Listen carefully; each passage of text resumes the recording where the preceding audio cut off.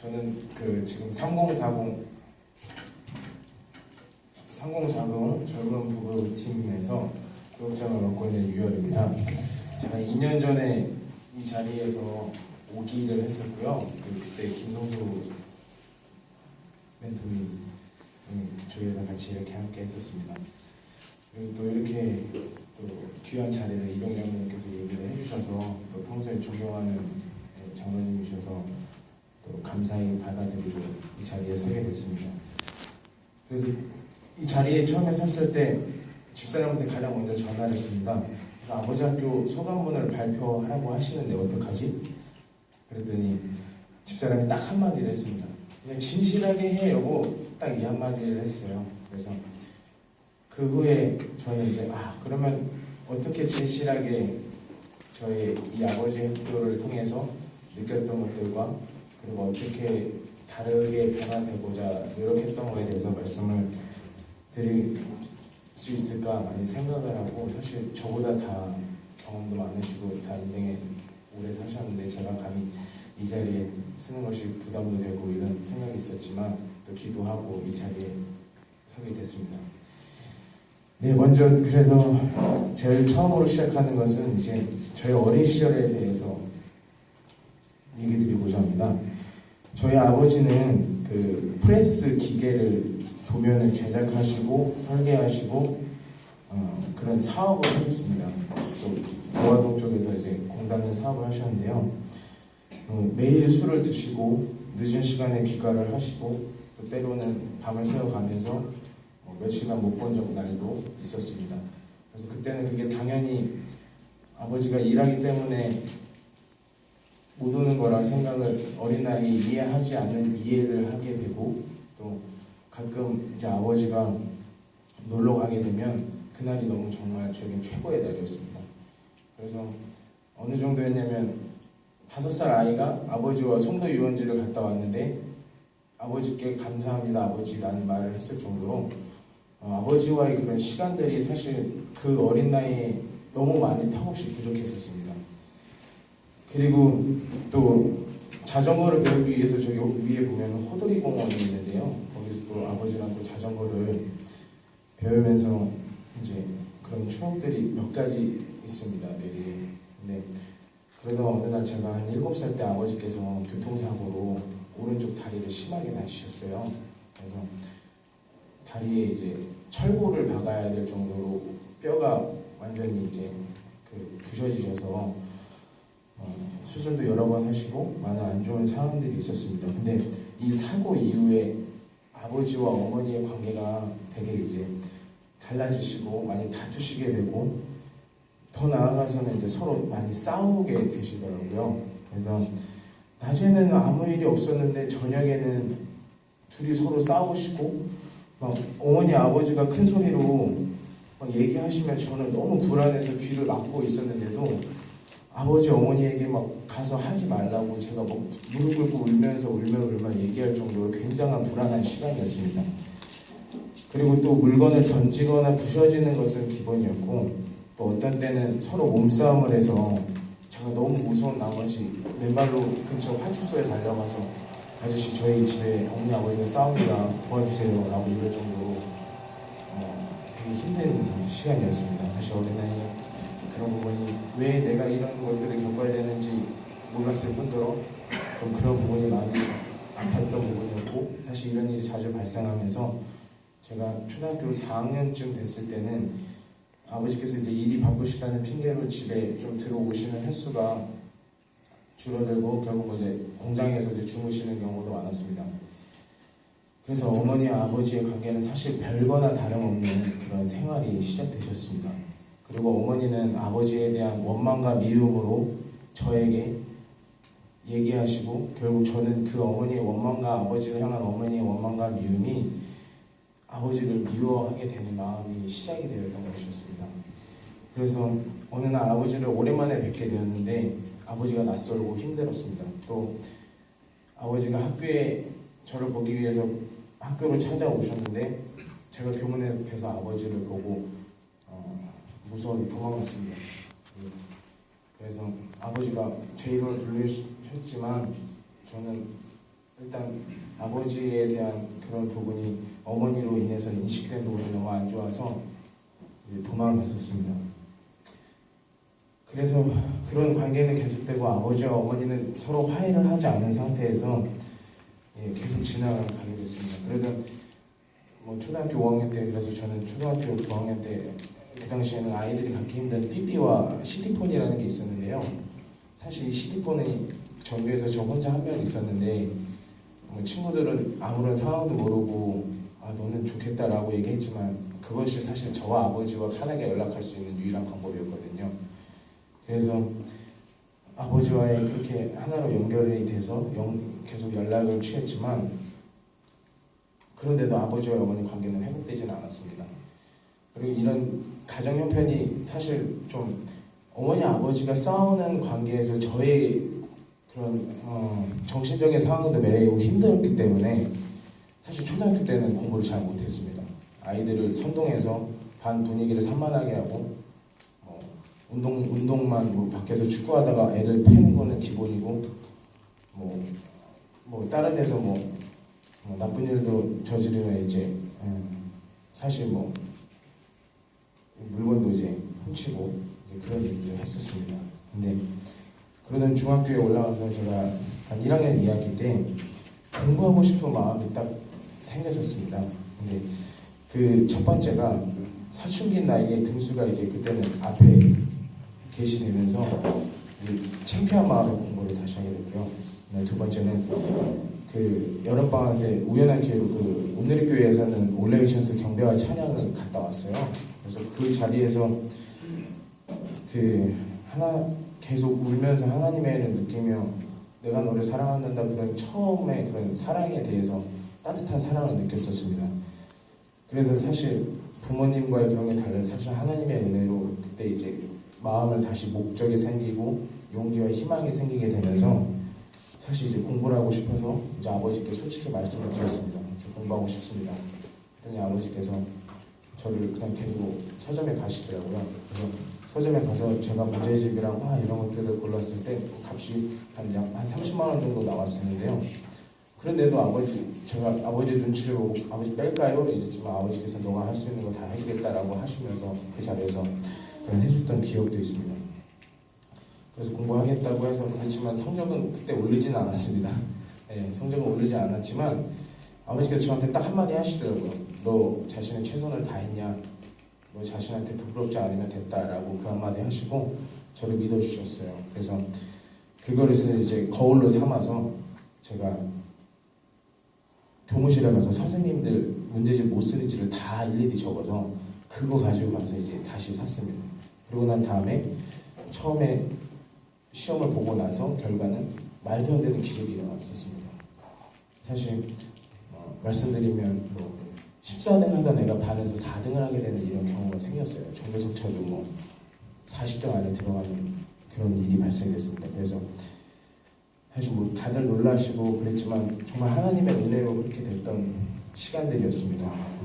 그러면서 계속 성적은 올라가게 됐고 더 그때도 교회를 다니고 제가 예수님을 믿고 있었기 때문에 예수님한테 오히려 아버지에 대해서 얘기하기보다 하나님께 기도를 하면서 더 나갔던 부분이 있었습니다. 그러다가 아버지 1학년 여름 때 저도 이제 제가 컸다는 생각에 마치 어른이라도 된 것처럼 아버지께 따졌습니다. 아버지 이제 술 좀 그만 드세요. 아버지 저희는 왜 이렇게 살아야 됩니까? 아버지 저에게 용돈 주시고 책 사주면 다니까 말도 안 되게 아버지께 따졌습니다. 그런데 아버지는 저에게 너희 엄마가 시켰냐 라면서 오히려 되게 화를 내시며 저도 모르게 그걸 왜 엄마한테 탓하세요 하고 아버지와 싸우고 나왔습니다. 그러다 겨울방학이 지나가고 아버지가 궁금하기도 해서 3개월이 지나고 나서 아버지가 궁금하기도 하고 죄송하기도 해서 연락을 드렸었는데요. 근데 아버지께서는 마치 아무 일 없다는 듯이 전화를 받으시고 너가 좋아하는 삼겹살 구워 먹자 와라 하셨습니다. 사실 지금에서 저도 아버지 입장에서 생각해보니까 자식이 뭐라 그래도 아버지니까 다 용서하고 받아들이게 됐던 그 아버지의 마음이 느껴졌습니다. 근데 제가 그때 교회 수련회 가야 돼요. 아버지 수련회 오면 다음날 가겠습니다. 그랬는데 그게 아버지와의 마지막 통화였습니다. 수련회 갔다 온 날 저녁에 아버지께서 사고로 돌아가셨는데요. 그 공장에서 이제 불이 나신 관계로 건물에서 나오다가 질식으로 미쳐 나오지 못하시고 그 자리에서 돌아가셨습니다. 놀란 마음에 아버지 지금 어디 계시냐고 그랬더니 아버지는 이제 사고 사기 때문에 부검을 하러 가셔야 된다고 해서 일단 과학수사 내고 가서 부검을 하셨고요. 저는 갑작스럽게 고등학교 1학년의 나이에 상주가 돼버렸습니다. 아버지 영정 사진을 보면 저를 놔두고 빨리 돌아가신 아버지가 원망스럽고 미웠습니다.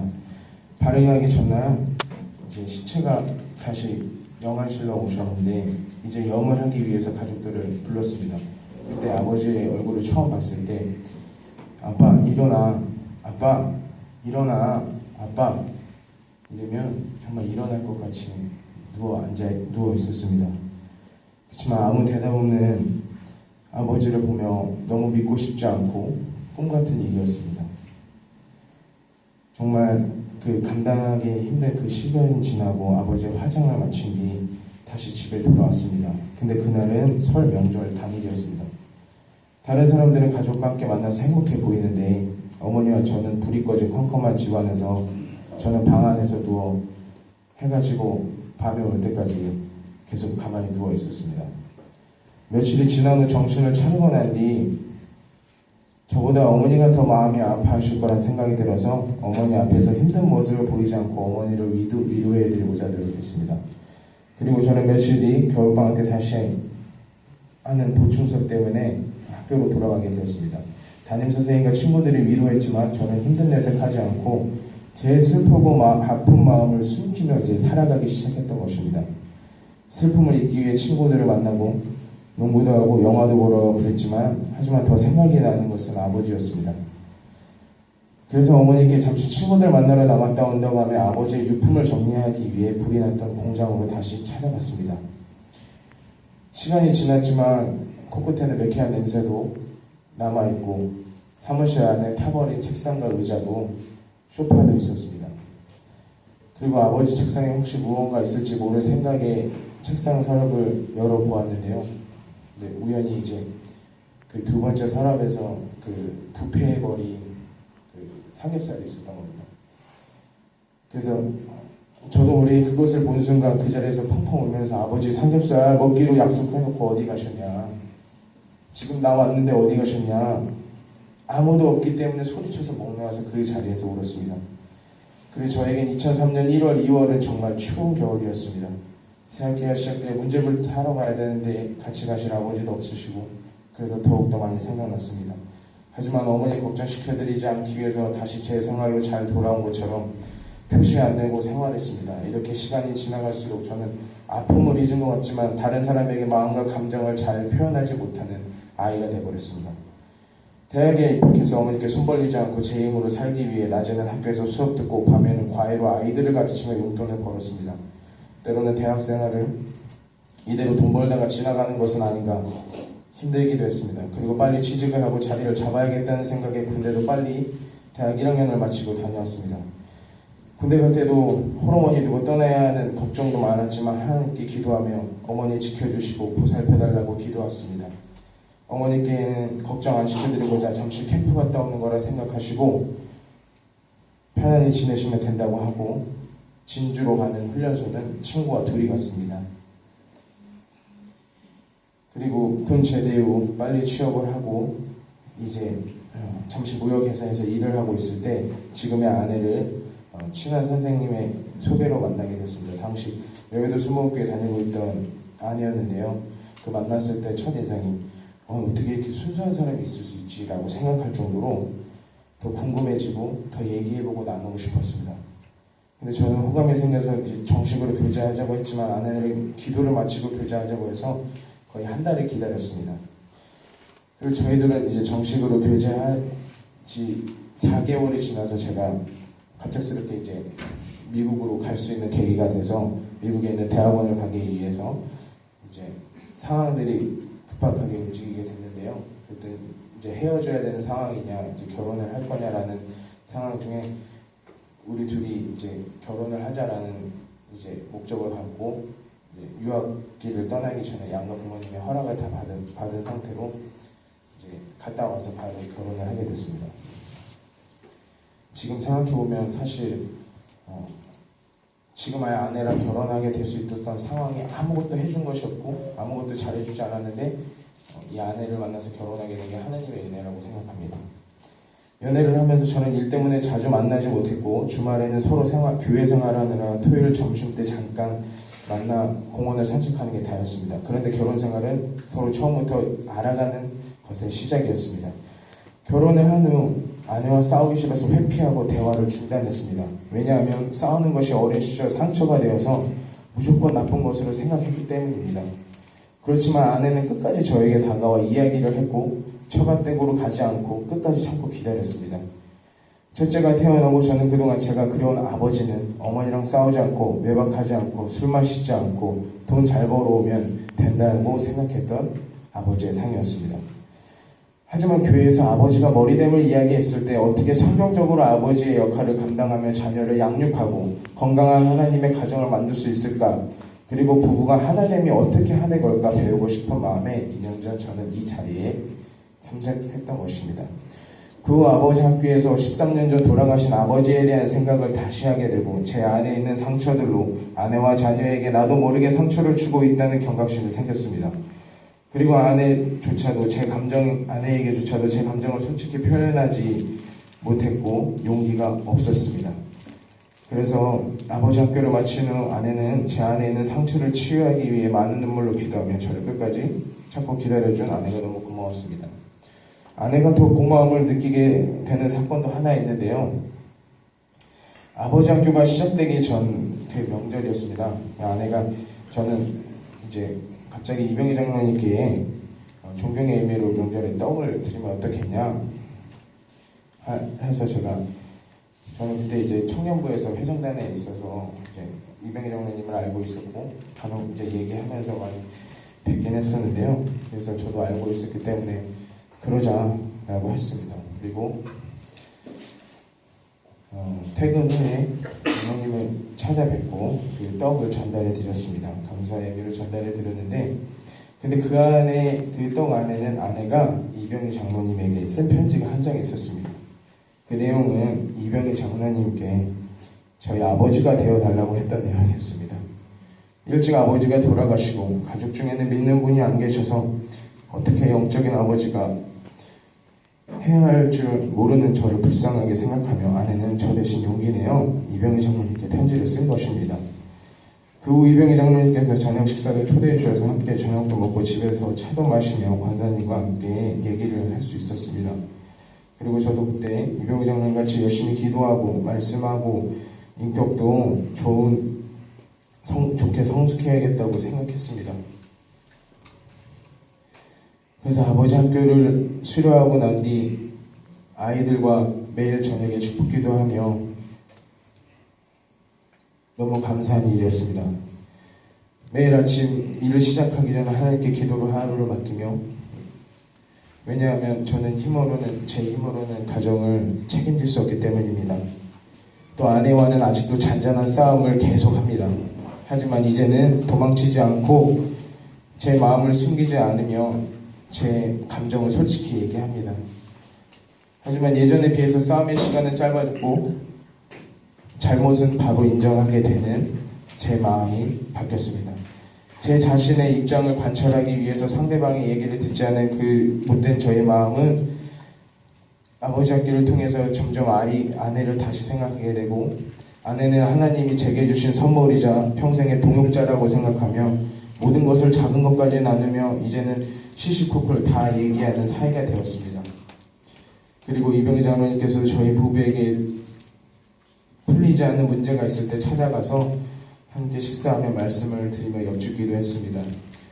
마지막으로는 제 감정과 아픈 과거를 다른 사람에게 피하고 숨기지 않고 창피하고 조심스럽게 진실하게 얘기하지 않았던 제가 이 자리에 하나님의 은혜로 섰던 것 같습니다.